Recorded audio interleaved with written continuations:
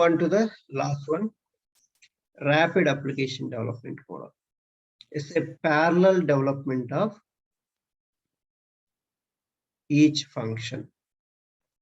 So, and then you will integrate them. So components or functions are developed in parallel as if they were mini projects. As if they were mini projects, you can develop.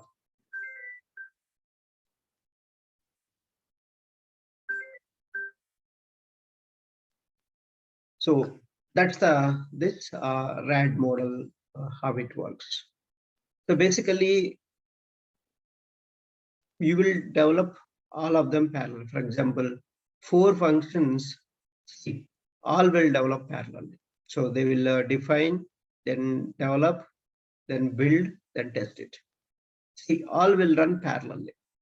So function 1 separately they will develop, separate Scrum team, or function 2 differently, function 3, function 4, all will run parallel. So that all will run parallelly, they will develop and test it. It's easy, right? Quickly you will get the product. But so to control this is very difficult, right? So basically development will be done small projects, and then they will join all of them. So the developments are time boxed, delivered, and the assembled into a working prototype later. All the models will be joined later. This can very quickly give the customer something to see and use and to provide feedback regarding the delivery and their requirements. Rapid change and development of the product is possible using this methodology. However, the product specification will need to be developed for the product. At some point, the product will be placed under more formal controls before going to the production. Because when they joined all of them, again you will perform testing different levels here also. So that's one advantage here. So here the strengths of this model is reduced cycle time, because you are developing parallelly, right? Many features at a time. That's why cycle time will be reduced. Improved productivity with the fewer people means lower cost. So time box approach mitigates the cost and schedule risk. Customer involved throughout the complete cycle. So it minimizes the risk of not achieving customer satisfaction, because he will be there in every meeting, and most of the times he will participate in the meetings when you are presenting something to the teams.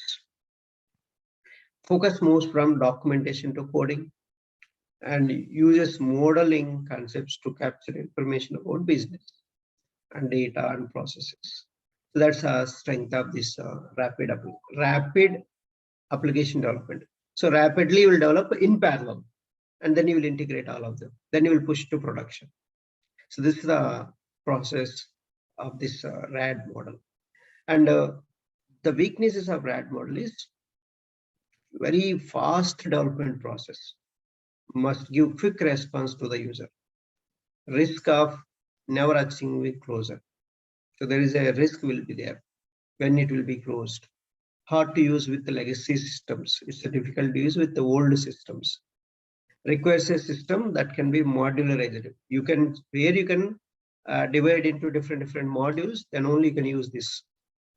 So developers and customers must be committed to rapid fire activities in a very small time frame. That's a RAD model. You can show the weaknesses of RAD model. So when you can use this one is reasonably well-known requirements, user involved throughout the life cycle. Project can be time frame based. You want, then you can go for this. Functionality delivered in small increments, you can go for this. High performance not required, then you can go for this also. And low technical risks are there, then you can go for this. And system can be modularized. That cases you can go for this. Basically, you can assume iterative and RAD model is combined together and prepared a Scrum methodology, Agile methodology. Agile is a combination of these two. That's why these are not very familiarized. but the Scrum Agile methodology is more familiarized now.